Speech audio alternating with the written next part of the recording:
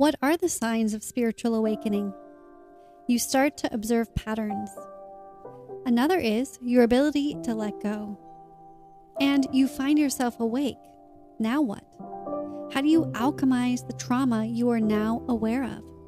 Life is about recovering the beautiful gem of the delightful soul of self by removing the labeled conditioning you have adorned yourself with. Always remember, you are not this body, but are the soul housed within this temporary given body to explore, to learn, and to love. This is one of the many gems of Brigitte Visser for guidance during your awakening as a light empowerment coach, a soul configurator, and light language healer. Brigitte helps you remember who you are and reveal the magic you hold within through her power soul healing and light language healing. She is empowering your own soul back to the grid of remembrance of who you most authentically are. Take back your I am power and work with Brigitte, because what could be more beautiful than expanding your awareness and embodying your true essence? Work with Brigitte today at www.powersoulhealing.com. That's powersoulhealing.com.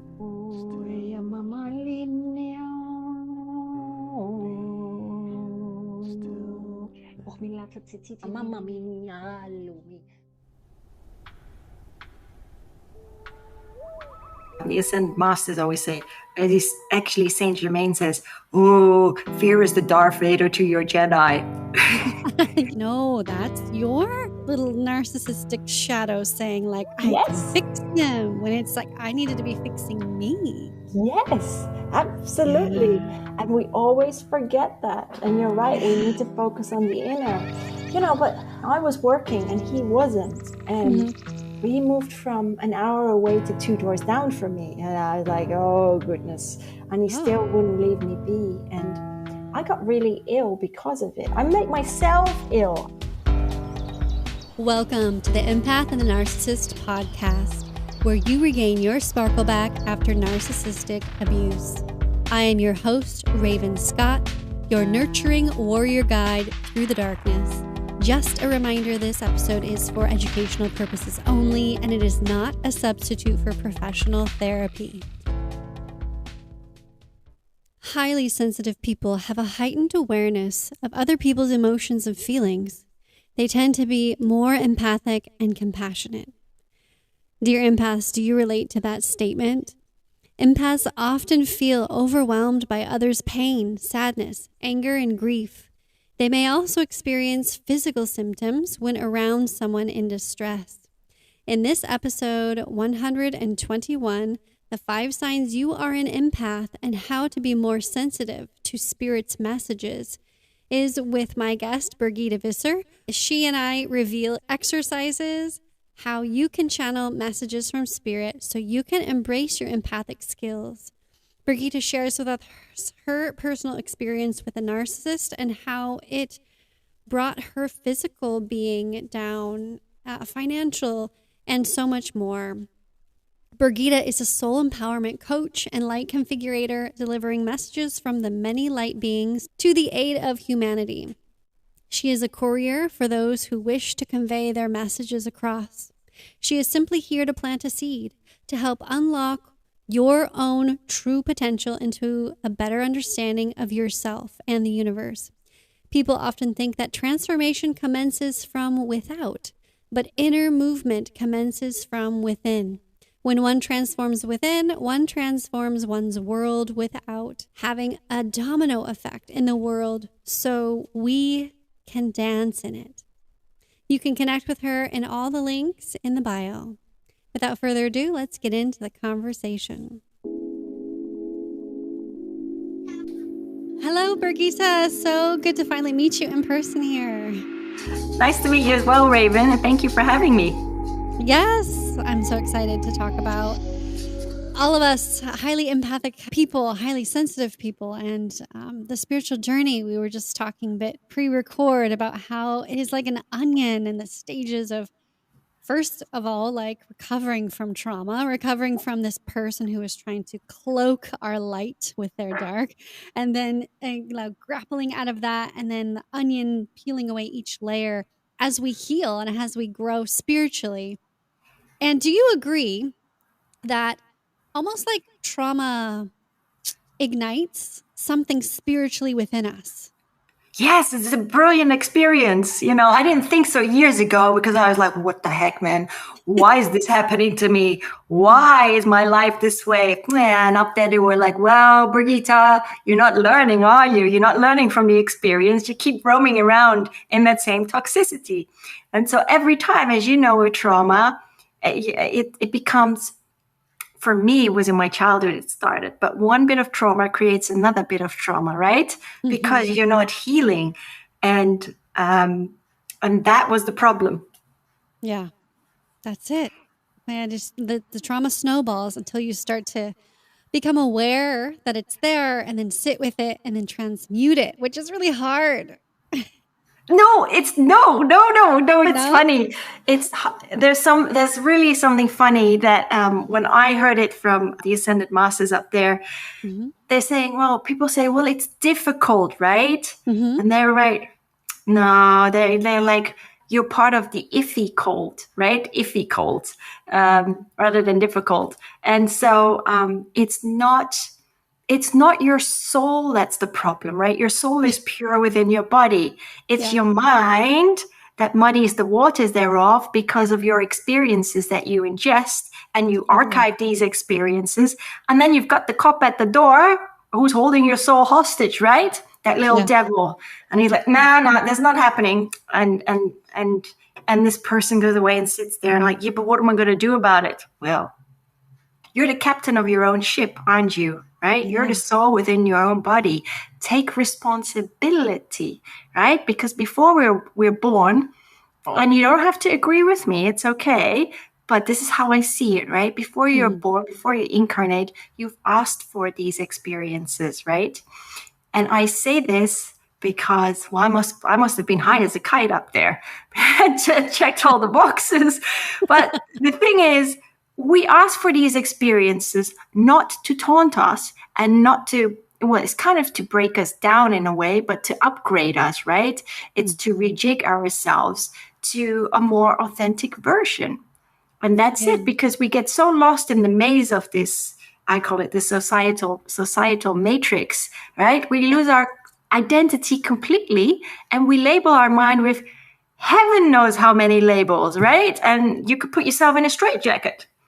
Yeah, absolutely. I love that. You're right. It's very easy for our soul to be doing the transmutation work and growth, but it's that police at the door holding you hostage. Like you said, like before we hit record, is your ego. The ego is holding you hostage, and the fear, right? Fear is ego. All that fear and, oh, I don't want to feel it. It's like, well, you got to feel it to heal it. You know, yes. It's never become our motto so far lately on the podcast. You have to. Yeah, you have to. And you know what? Fear. I know that fear means false evidence appearing real, right? Mm-hmm. But they've come up a couple of days ago. They came up with this. Well, actually, Brigitte, fear is the biggest illusion of all, right? But it's either you fall endlessly or arise revolutionary.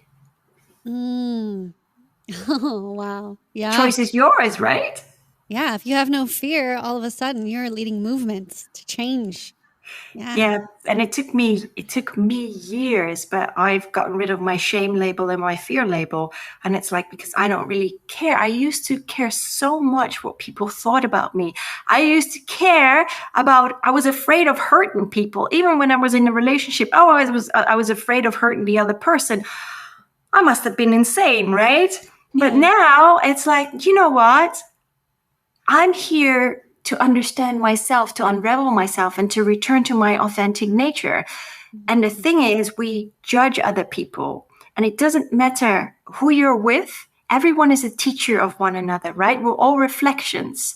And if we change that mindset, if we understand that we're all teachers of one another and that we're here to experience life, right? Because life is an experiment to experience. And we understand that we shouldn't remain in that toxicity, and we heal up, life becomes so much simpler. It really, really does. I agree. I agree with you on that. Fear is fall endlessly, or arise revolutionary, or it's false evidence appearing real. Yes. Both of those are so true. And I witnessed that actually in my youngest. She's very similar to me. And I see that I'm like, okay, let me like pull out this fear and like pull it out of her mind and let her just see it go poof away. And she's like, but it really will happen, right? It's like still there playing in her head, like her fear is going to happen, which I think happens to all of us, especially when we're stuck in these relationships where that person is convincing us of our fear to hold us and trap us.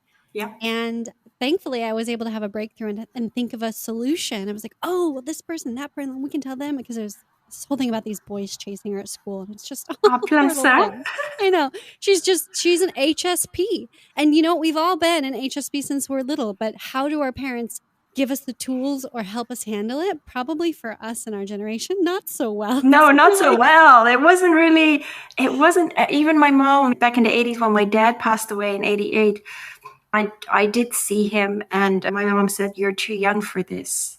And so it got tucked away again, sort of tucked away.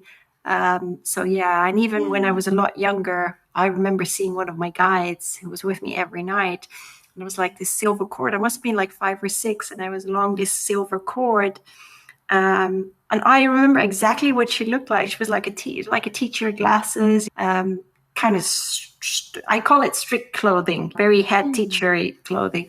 But I remember these things. But these days it's different. So if you have a highly sensitive child, right, then nurture that. Yeah, and especially within yourself. Yeah. If you are realizing, oh, I'm really sensitive, and everyone's been calling you too sensitive, like it's a bad thing, then embrace it and nurture it, like you said, and don't fear it, because everyone else outside of you has taught you to fear it, taught you to feel yourself and fear your gifts. But it's a beautiful gift, and it's nothing to be afraid of. So we have to backtrack and dive into your story about how you relate to us in your trauma, or maybe your spiritual awakening through a bit of your trauma experience. Yeah. I will say one more thing about fear. Yes. And it's in my book as well, but the Ascended Masters always say, actually Saint Germain says, oh, fear is the Darth Vader to your Jedi. Yeah. I love that. Yeah. So, my trauma, I started as a kid. I was abused as a child by a friend of the family, which in the 80s, it was different, right? And so everything was very loose, like go off, go have a slumber party, go whatever, right? Like go roam the streets all by yourself. I'm just kidding. I feel like it was a little bit more constricted, but definitely not. Yeah. And so I had that, and then I lost my father at the age of 14, and that was tough. It was really tough for me because I was really close to my dad. But I was bullied at school as well because I was so skinny, and it really dented my confidence. But because I was also abused as a kid, and I grew up in Singapore, Malaysia, which was a completely different culture than when we went back to Holland, there were no uniforms, so the kids just wore whatever they liked, and kids were smoking, and I never took the main entrance unless I had to, because I was so flustered. I felt horrific, and like everyone was staring at me. And so I used to take the side entrances. And if I had to get to a classroom, and call me crazy, right? And there was a guy in the corridor, and the classroom was at the end of the corridor. Oh, heck, I would not pass the guy. I would take another route. That's how bad it was. It's not only that, I was very good at not eating or throwing my food away, my lunch away. At night, I did eat. And that was like a continuous theme throughout my life, especially not eating properly.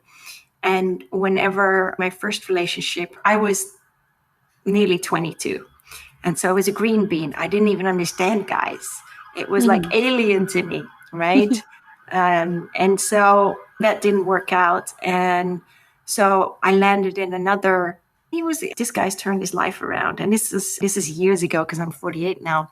But I rolled into several other very toxic relationships, and one of them was a crack addict, and I had no clue about drugs. I that's a lie. I used it recreationally, and I did dabble when my stepdad passed away in the year 2000. My mom really needed me, and I did help her out every weekend. So I went from London to Buckingham, which is not Buckingham Palace, but Buckinghamshire. It's about an hour, 1.5 hours from where I lived in London, up north. And yeah, he was a character. He really was a character. My mom didn't even know he was a happy drunk because he had cancer, right? And in his throat. And he always had water. It's quite funny. He had water in the car. And my mom said, "Can I please have a sip of water?" And he's like, "No, it's for me. It's for my throat only." Well, little did she know, guess what it was? Gin and water. He was hilarious, though. Man. He did go to AA because it got out of hand, and he quit like that. So that was pretty amazing. But yeah, so when he crossed over, I kind of, you could say I had the wrong kind of friends, but I took the ease, I took the cocaine. I was, and people just wanted me to be happy and not cry. That's what I felt. And I always had to be happy around people, and I just couldn't. And that was my escapism. I did it for like 3 months, and I could have killed myself because I took quite a few E's one night. Oh my gosh. And I told my mom, and my mom said, "Do you still use it?" And I said, "No," because I didn't. I just, from one day to the next, I quit because I was just like, what am I doing? Yeah. And, but this I had never experienced. He was a crack addict. He's actually my twin flame. And twin flames, right? People have this, they get this look in their eyes, and it's like, oh my gosh, this person is my twin flame. Well, great, right? Because twin flames are meant to come into your life to disrupt your life. And it's often very traumatic. And I'm so thankful to my ex. I saved his life because he was in bed with the Crips in Holland. And the Crips had threatened him because I'd saved his life. And because I got the police involved, and they threatened me, they threatened to find me and kill me as well. Now, the leader of the Crips is currently on trial. Only now is he on trial because they had to garner so much information over the years. Yeah. So the police were glad that I was leaving the country because my mom took me out of the country in the space of a few days. And I had to start again this was in Holland, so I had to start again in the UK. But what it taught me, because it was so frightening for me, the experience, to see someone with crack hands and to see him just wasting away. I'd never seen that. I tried to get him into rehab, and he really wanted to, but he didn't have a social for Holland. So it's like I needed to get him to private, and they would not accept him in Holland. And so I got him deported back to the US. So the police did that. And that was his journey. But for me, the experience, I was broken. I was totally broken. I took a whole box of ibuprofen. Really sad, I know. And nothing happened. All I had was a good night's sleep, and the headache was gone. And I was the whole bottle? The whole bottle? The whole. There were 12 ibuprofens in the 12. Yeah, it's in the package. Wow. And so I did go to counseling, a normal counselor, and the counselor said, "Brigitte, it's going to be okay. You're strong enough." And I was sitting there thinking, yeah, that's not going to work for me. So I really had to dig deep. And I thought, you know what? I consulted a Reiki practitioner, and that was the start of my healing journey. And she really did help me. And I studied level 1 and 2, which took about 1.5 years. Because in those days, as Raven, you really had to do your case studies and you had to do your self-healing. These days, it's like in a weekend, you can do level 1 and 2. And it's like, hey, I'm a healer. Here's my certificate. Seriously, yeah. There should be a little bit more checks and balances with that. So I look back on that, and I'm so thankful. I love him for having thrown me in the deep end, because without it, I wouldn't have started my healing journey. And I studied many other healing modalities like EFT, became a meditation teacher. I studied aromatherapy, aroma touch, holistic nutrition, even drug and alcohol abuse and the effects thereof. So I was really in that mode of absorbing, and I just needed to sort my life out. And I did. But as you very well know, right? It's great. Your life's great. Everything's just going. And then something else happens. Yeah, another veil uncovered. I know, right? That onion layer. And I thought I'd had enough. No, apparently I did not. Because I did move to St. Petersburg in Florida, because I bought a property over there. Mm. And because the market had crashed and I had saved up quite a substantial amount. So I was like, well, why not? I just wanted to go. And I did.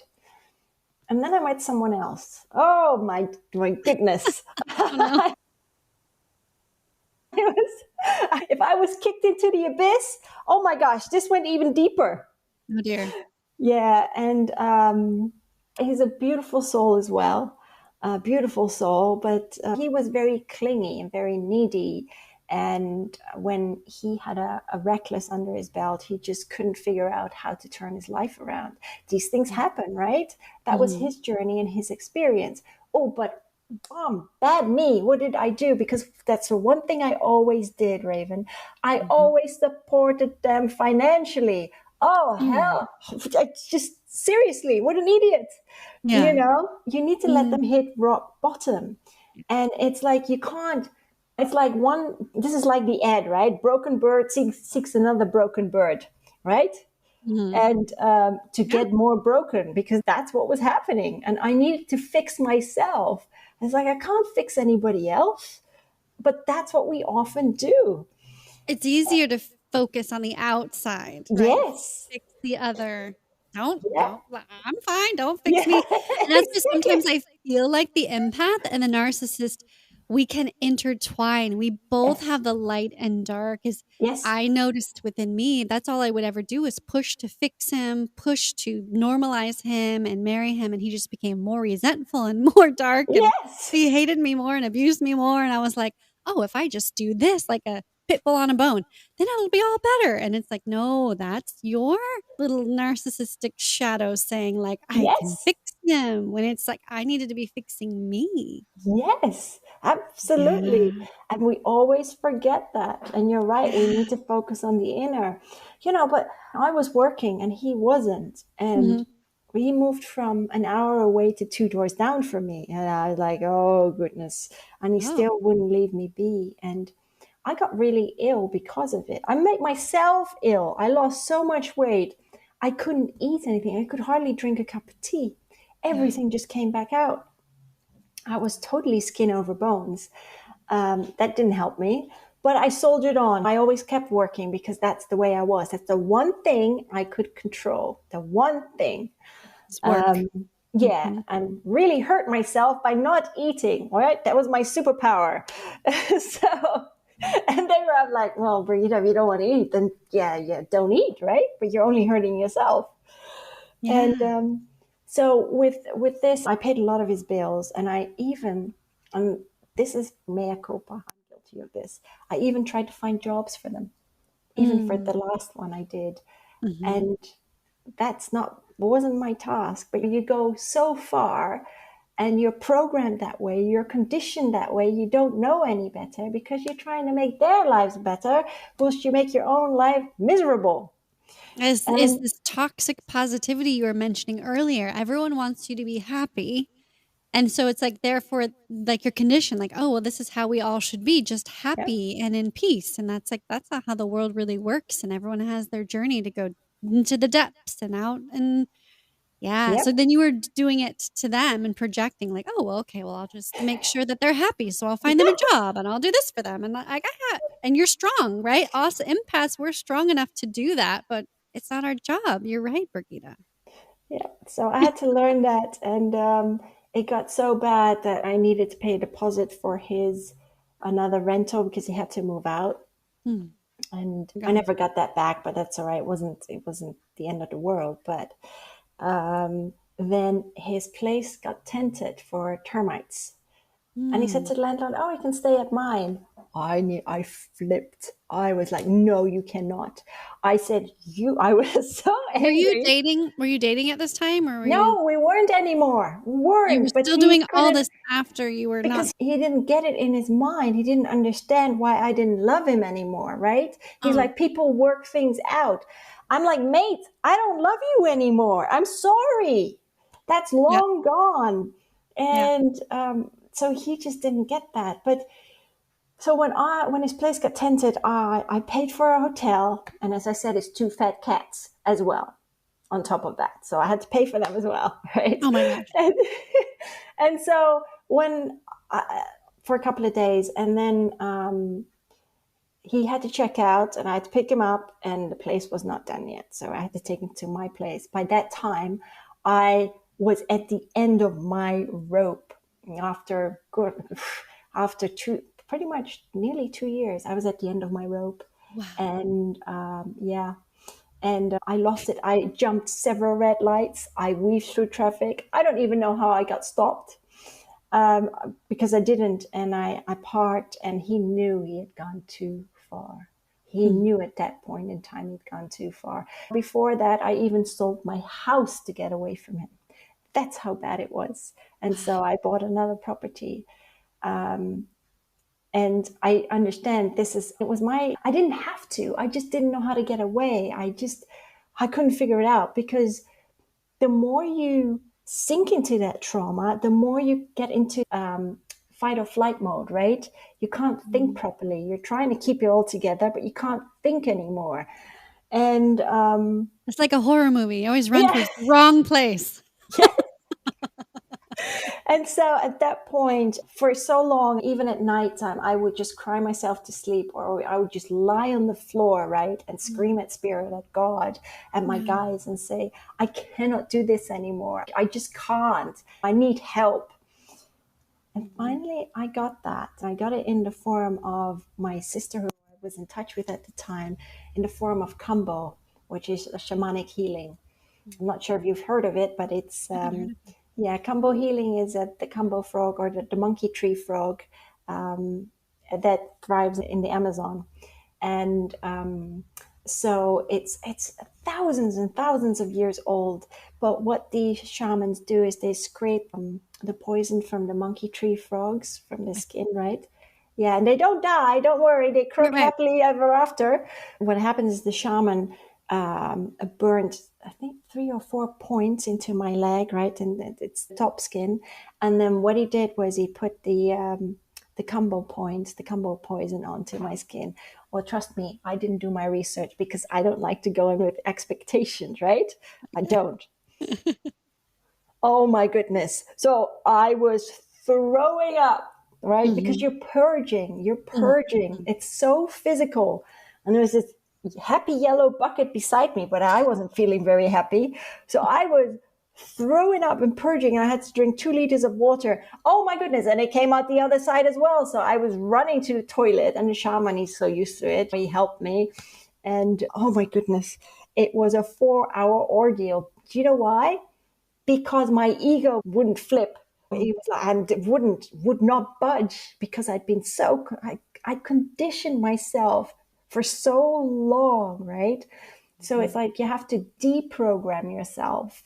And I looked like a puffer fish at the end of it. And I was like so flustered. And he said, after that, he said, well, why don't you lie down? But I couldn't even lie down just for 2 minutes. When people lie down, they see all these, they see beautiful colors and everything. Well, I saw nada. So all I wanted to do was go out and walk in the park. And that was the start of something completely different for me. Every bit of healing that you do, or every healing modality that you study, right, you learn something new about yourself.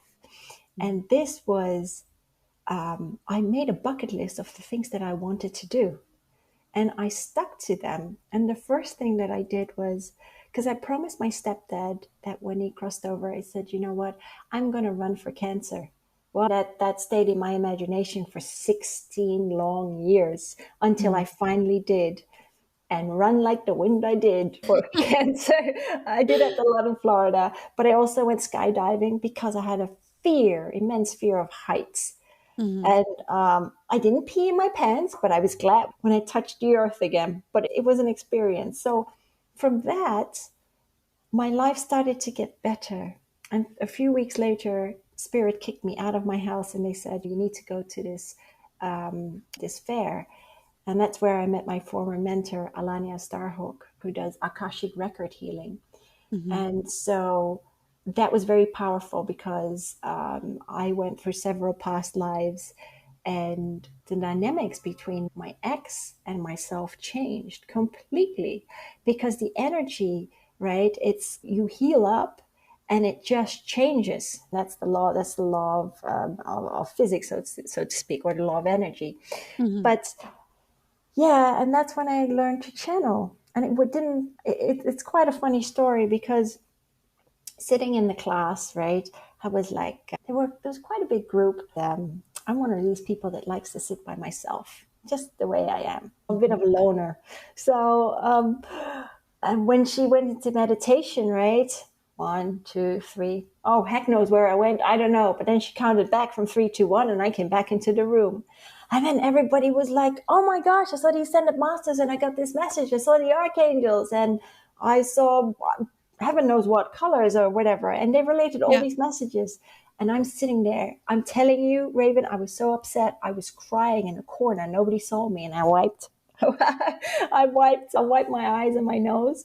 But there was one exercise which she gave. And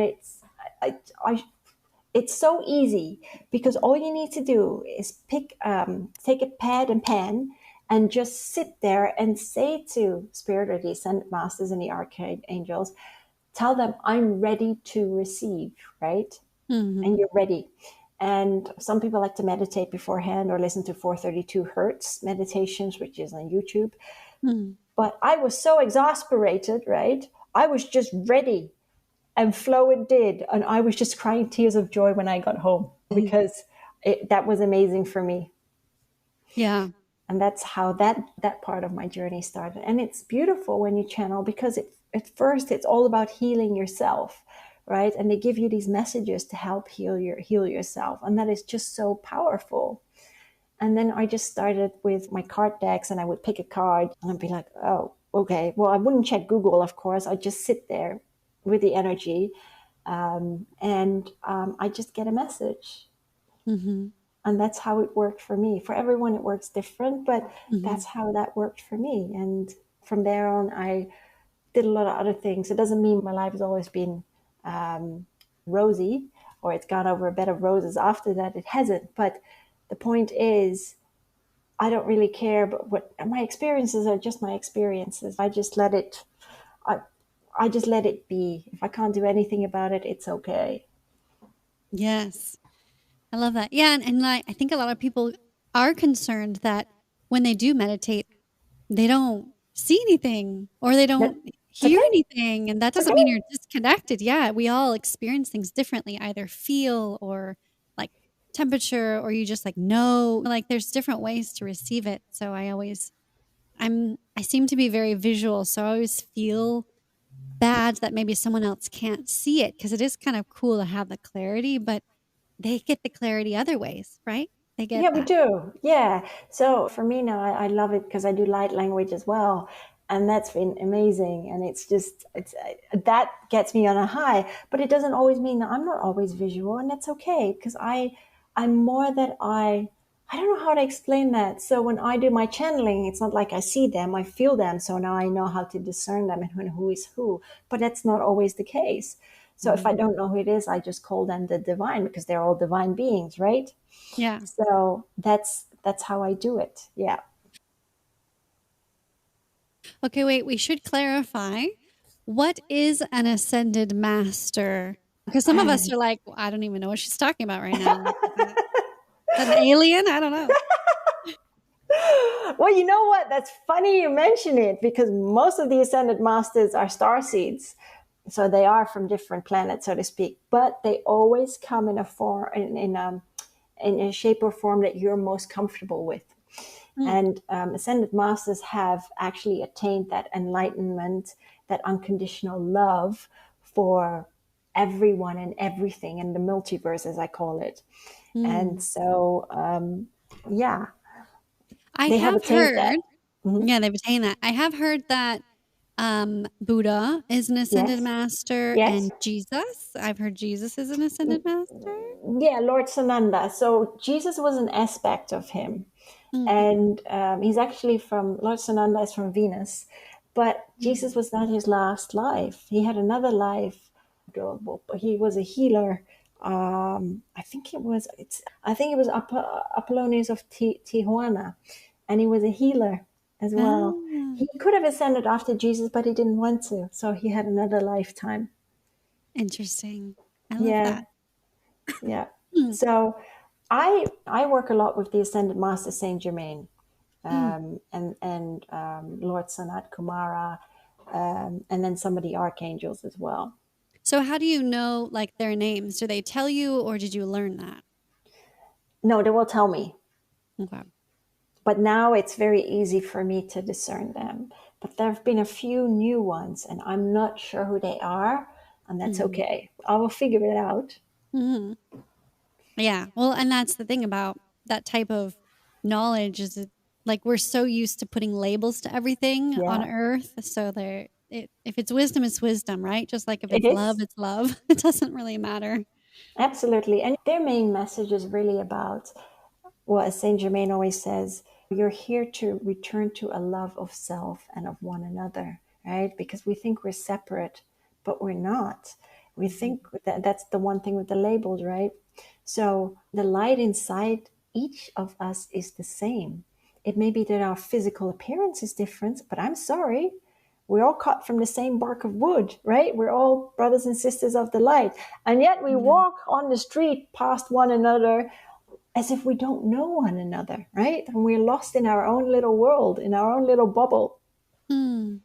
That is something that I've been trying to attain more, especially with this divisive energy happening in the world and the politics, which I have refrained from talking about, you listeners and empaths. But it doesn't really matter what the politics, what side you're on. Obviously, there's a division, right? And so that's that same dark lie being pushed onto us it's just like the narcissist does with you. It's like they magnify the fear and the lies so that they can continue to control. And so that's what the darkness is doing. So we have to unite no matter what we believe to just shed love. You can see it all over the US, at least right now with the midterms. It's crazy. It's like, honestly, neither of you are really worth voting for sometimes in some of these states. Like, doesn't matter where's who the light person? Yeah. It doesn't matter who you vote for. Actually, now that we're talking about this, so government is derived from Latin in governor and menti. And do you know what it means? Mind control. Ooh, interesting. And not only that, the light beings up there always state like terra is earth, right? You live in a terrarium, right? And you're all these like little lab rats in this glass box, and we're experimenting, and you've got to figure it out. And so, because Earth, they always say, this is quite funny, Earth, only planet where you incarnate, right? Where you have to pay to live. Because that's what it is. It's like you get sucked up into this system, right? I call Earth the insane asylum because it's one of the most difficult planets to incarnate into, especially during these transformational times. But I still think it's a beautiful time we live in. Yeah. And it's like, hey, you know what? Okay, you're born into the insane asylum, right? And you're being fed your meds.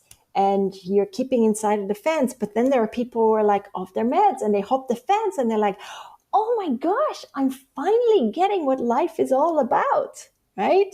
And so there's this thing like, I talk about this as well. People always talk about procreation, right? We have to procreate. That's why we're born. No, hang on a minute. You're here to co-create, first of all. When you understand co-creation, right? And living in that harmonization, then procreate. But people have got it the wrong way around. Oh my gosh. Yeah. And I was just literally telling my husband this last night. Like, there are traumatized 12-year-old adults, right? The emotional body is at 12 years old, procreating and then dominating their children and continuing to the cycle of darkness and abuse, versus the divine feminine is like co-creating together and communing and just being at peace. Absolutely. And it's funny you mentioned the divine feminine, but we forget about the divine masculine, right? The divine masculine is totally off kilter, and it has been out of balance for a long time. And it's about creating that balance, right, between the divine feminine and the divine masculine. It's taking that toxicity out of the divine masculine so that you have the proper balance of yin and yang again. Yes. And that is the thing. That is the thing. I love that. Yes. I feel like it's a big buzzword, maybe because we're trying to swing the pendulum away from the toxic masculine. Yep. But yeah, you can't ignore the masculine. You're right. You have to incorporate the both balance. Yes. The co-creation is the key to both feminine and masculine. Absolutely. Yeah, I agree. Oh my gosh. I love it. So that is the solution to politics. Just kidding. I'll tell you something. I don't have a TV. I don't care for it. I create my own world. I create, right? And I don't allow myself to be influenced by what's on TV, because it's a programming, isn't it? It's a conditioning. Everything is like a conditioning. It really is. Yeah. Do you know, I always say, do you know how they got to the top? Well, it wasn't by being kind and pure of heart. They sold their souls. Yeah. Oh, they really did. And what do they think when they cross over? Do you think that the Council of the Cosmic Central Sun does not deal with them? Of course they do. And they may have to incarnate into another life that's not so pretty, and karmic debt. Yeah, absolutely. Yes. So that is the hope for you, right? And that goes back to not fixing them, right? Like, it's not your job to fix this person who's toxic in your life or who maybe is a narcissist. Yeah, the council will deal with them, and let karma be the justice that you so desire. It'll happen. So just focus on yourself and move on. Going no contact, going gray rock, all those things and tools that we talk about on the podcast to just get them out of your life. Like you said, 2 years of dealing with your ex chasing you and stalking you and you paying, that's just so, just like too much. But I made that choice, didn't I? I chose that. So I take full responsibility. But you know what's so beautiful about it? He's completely turned his life around now, and he's doing so well. And that's the one thing, Raven. I don't hate any of my exes. I love them all, because why would I run around with bitterness on my shoulders? What's the point in that?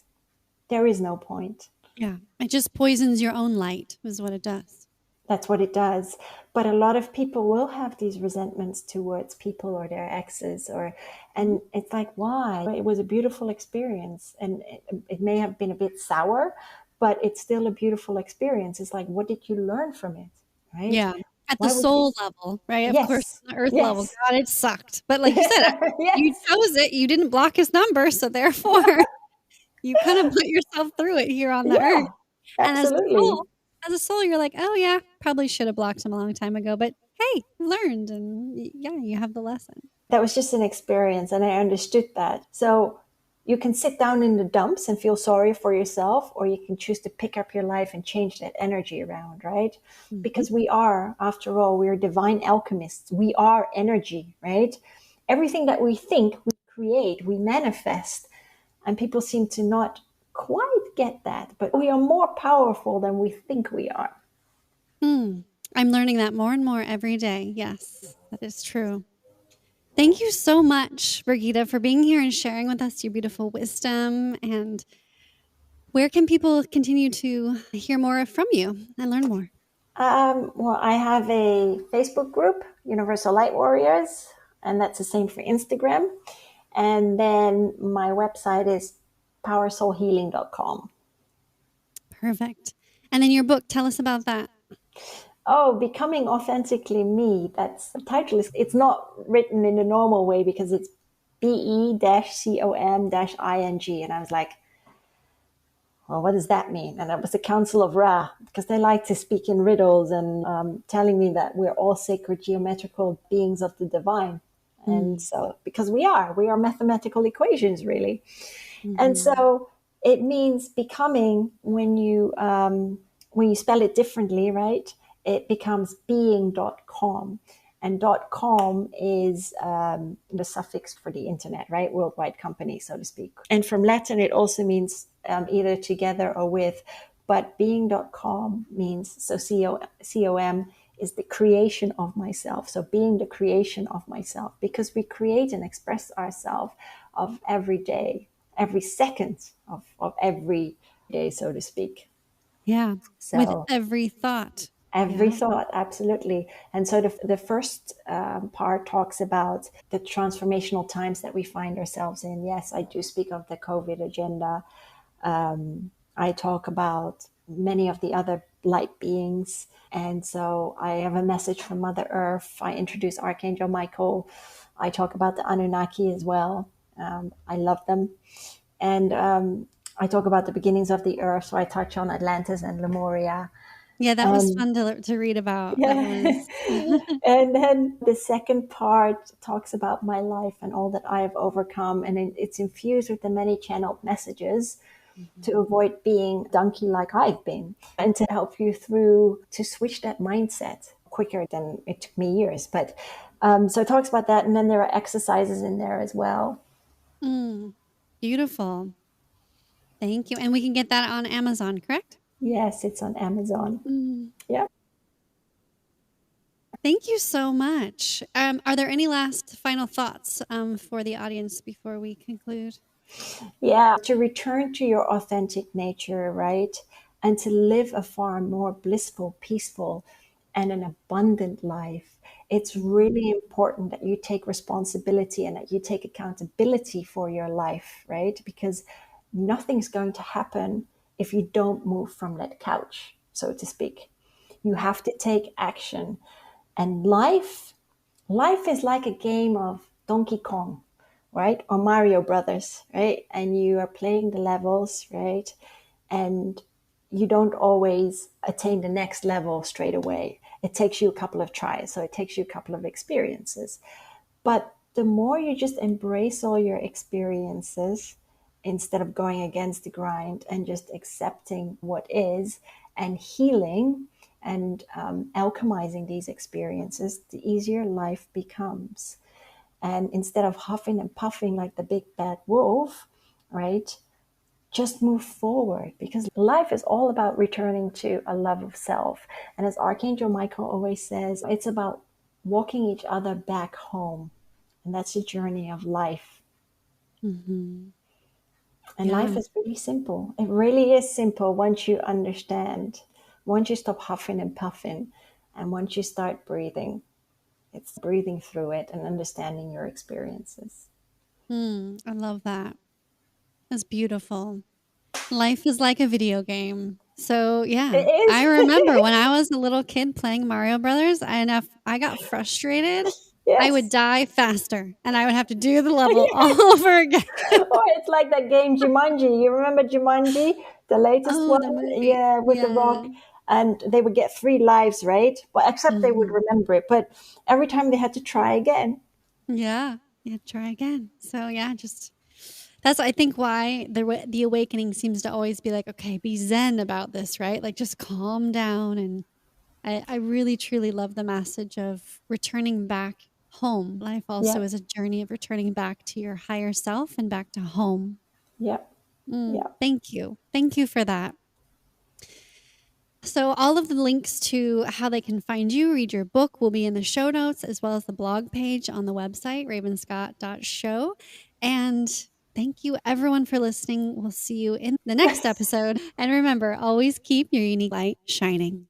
Claim all the offerings and transformational workshops that we offer in our studio in the link in the show notes as well at ravenscott.show/shop. First is the free How to Draw Powerful Boundaries workshop, where you will be free from the narcissist's negative emotional cycle, aka drama, and create a positive life. This is free in the link in the show notes. Next is the How to Leave the Narcissist workshop in your life physically and emotionally, whether it be family or a romantic partner. When you finally discover this untapped secret in this workshop, your pain, shame, and self-loathing disappears. Third is the Soul Integration Masterclass, DNA activation, cheat codes, and spiritual alignment practices, and more. All so you can live authentically on another level. No one will recognize you anymore in a good way, and your soul will be alive, aligned, and integrated into this 3D body. And what if you could change your life by changing your mindset? Learn about the power of the Human Design System to help you do just that. The Human Design is a self-discovery tool for shifting from being stuck in the web of lies to living fully in your authentic expression. It is a chart that combines astrology, Kabbalah, I Ching, the chakras, and the science of neutrinos to understand your unique energy map. You can book a Human Design reading with me in the shop. Claim all of these and more in the link in the show notes at ravenscott.show/shop. And at my book, Empath and the Narcissist, How to Overcome Narcissistic Abuse and Recover from PTSD, Codependency, Gaslighting, and Manipulation, is available on Amazon and Audible now.